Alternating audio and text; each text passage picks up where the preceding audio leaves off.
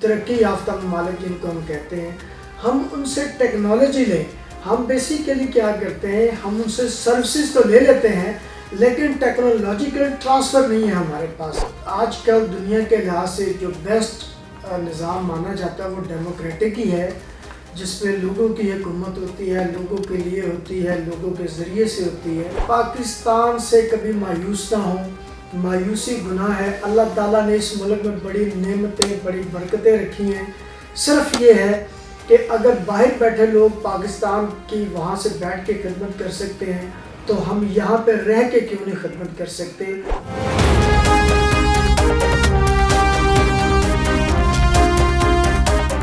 अस्सलाम वालेकुम नाज़रीन, मैं हूं नदर हुसैन महबूब और आप देख रहे हैं चैलेंज टाइम टीवी। नाज़रीन, पाकिस्तान को आज़ाद हुए 77 साल बीत चुके हैं। आज की इस सेलिब्रेशन में हमारे साथ मौजूद हैं KSA कॉरपोरेशन के चीफ एग्जीक्यूटिव जनाब खालिद चौधरी साहब।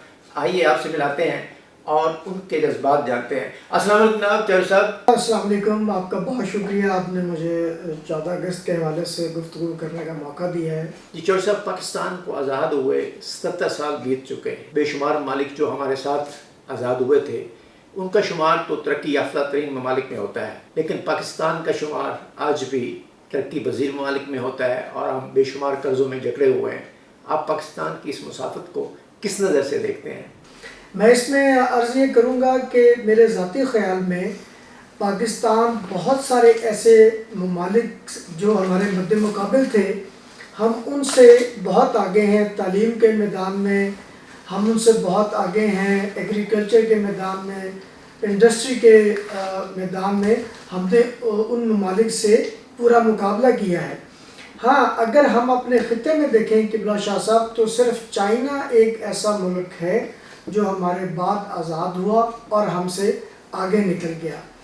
लेकिन अगर आप ये देखिए, हम श्रीलंका, भूटान, नेपाल, अफ़गानिस्तान, उसके अलावा रशियन स्टेट्स, हम उनको मुकाबला करते हैं, उनको कम्पीट करते हैं और उनसे आगे भी हैं।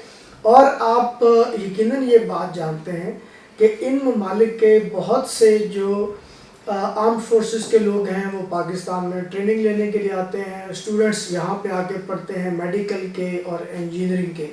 तो मैं ये समझता हूँ कि हमने अपनी आज़ादी के बाद बहुत तरक्की की है। हाँ, जो ममालिक हमसे 100 साल पहले से आज़ाद हो गए या 200 साल पहले से आज़ाद हो गए, जैसे अमेरिका है, जैसे बरतानिया है, फ्रांस है, तो हम कह सकते हैं कि हम उनसे पीछे हैं। लेकिन जैसे जैसे वक्त गुज़र रहा है, इंशाअल्लाह हम टेक्नोलॉजी में, हम IT में हम उनका मुकाबला करते जाएंगे। पाकिस्तान बेशुमार कुदरती वसाइल से माला माल मुल्क है, लेकिन आज तक हम अपने वसाइल को बरूए कार नहीं ला सके। इनको किस तरह यूटिलाइज़ किया जा सकता है और पाकिस्तान किस तरह तरक्की की शाहराह पर गामज़न हो सकता है, इस पर ज़रा रोशनी डालिए। जी, मैं इसमें शाह साहब बहुत ज़रूरी है कि जो ममालिक हमसे आगे निकल गए हैं, जो तरक्की याफ्ता ममालिक जिनको हम कहते हैं, हम उनसे टेक्नोलॉजी लें। हम बेसिकली क्या करते हैं, हम उनसे सर्विसेज तो ले लेते हैं लेकिन टेक्नोलॉजिकल ट्रांसफ़र नहीं है हमारे पास। अगर हम टेक्नोलॉजी ले लें तो हम अपने जो रिसोर्सेज है उनको ज़्यादा बेहतर तरीके से यूटिलाइज़ कर सकते हैं, क्योंकि हम लोकलर्स हैं। हम बेहतर जानते हैं कि हमने इन मिनरल्स को कैसे यूज़ करना है। तो मेरे ख्याल में ये एक बहुत बड़ा सोर्स होगा हमारी तरक्की के लिए। जो सब कहा जाता है कि पाकिस्तान की पस्ती का जिम्मेदार पार्लिमानी निज़ाम हुकूमत है, अगर यही है तो आपके ख्याल में फिर कौन सा निज़ाम हुकूमत हो जिसकी वजह से पाकिस्तान तरक्की की शाहराह पर गामज़न हो जाए? देखिए शाह साहब, जो आजकल दुनिया के लिहाज से जो बेस्ट निज़ाम माना जाता है वो डेमोक्रेटिक ही है, जिसमें लोगों की हुकूमत होती है, लोगों के लिए होती है, लोगों के ज़रिए से होती है। तो मेरे ख्याल में पाकिस्तान में भी जो पार्लिमानी निज़ाम हुकूमत है वही बेहतर है, क्योंकि उसमें हर तबक़ाए फ़िक्र की, हर तबक़ाए नुमाइंदगी की, आबादी की हर लिहाज से उसमें शमूलियत होती है। हाँ, अब उसमें एक चीज़ मैं समझता हूँ उसमें इजाफ़ा किया जाना चाहिए कि जैसे हमारे यहाँ मखसूस नशिस्तें हैं ख़वातीन के लिए, अक़लियतों के लिए, तो मेरे ख़्याल में उसमें अब नौजवानों को भी शामिल करना चाहिए।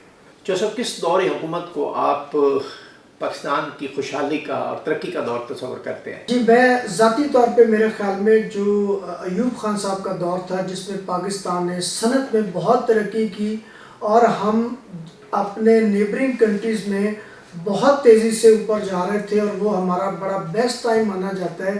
اور آپ میرے خیال میں جو انڈسٹری ہماری اس وقت لگی ہے وہی انڈسٹری آگے گرو کرتے کرتے آج یہاں تک پہ آئی ہے. تو میں I would call that government period the best for Pakistan. جو سب زندہ دل قومیں اپنے تہوار بڑی خوش اسلوبی سے مناتی ہیں. ہماری نوجوان نسل بھی اپنی گاڑیوں کو سلنسر نکال کے اور شوریاں پٹاخے بجا کے اور مختلف شغل کر کے اپنے آزادی کے دن کو سیلیبریٹ کرتے ہیں.